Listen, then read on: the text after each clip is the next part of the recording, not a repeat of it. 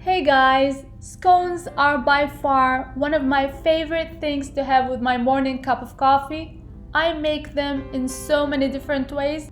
Let me show you the basics to making vanilla scones. And scones are crispy from the outside, warm and buttery from the inside. They're kind of like a cross between a cake and a cookie. Let's make them together. I'm gonna start by fluffing up the flour a little bit in the jar and measuring 2 cups. I'm gonna add the rest of the dry ingredients, the salt, the baking powder, the baking soda, and I mix. Then I'm gonna add the sugar, mix as well.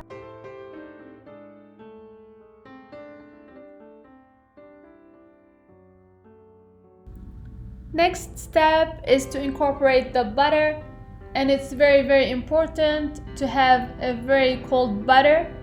I just took this butter out of the freezer, and the easiest way to incorporate the butter is to grate it and incorporate it just like you're seeing right now until there's small pieces of butter. This is about right, and here you want to work very fast. I want the butter to still be cold, and the heavy cream is cold too. I add 1 egg to half a cup of heavy cream, a little bit of vanilla and a little bit of vanilla paste. I mix and I add it to the flour mixture. And I love to use vanilla bean paste in this recipe because it has those bean specks from the vanilla pods, and it's so enticing visually and enhances the flavor. But if you don't have it where you are, don't worry about it. Now I want to work fast and with as little flour as possible. I'm gonna shape the dough into a square and cut it like you're seeing right now. And scones don't have so many ingredients, that's why they benefit from using a very good butter. I would use a European style butter for that recipe.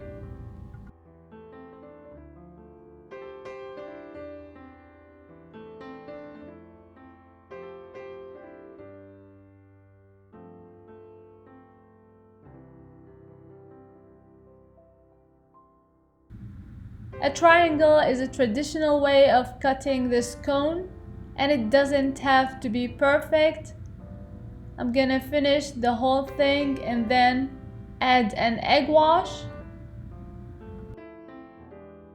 If you like my recipes, don't forget to subscribe, like and share, and hit the notification bell so that you won't miss any of my recipes. And follow me on social media. The links are gonna be in the description box below. I mix a little bit of water with 1 egg and brush the top of the scones. Then I'm gonna sprinkle with a little bit of vanilla sugar.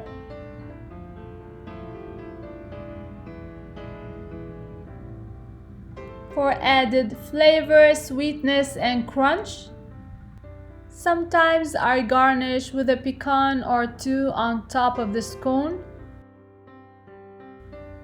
I bake in a 360 Fahrenheit oven until they look something like that.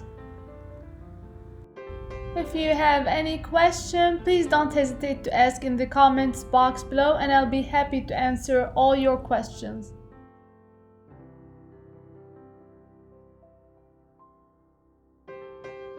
These scones smell amazing. I hope you give it a try soon, and until next time, bon appétit!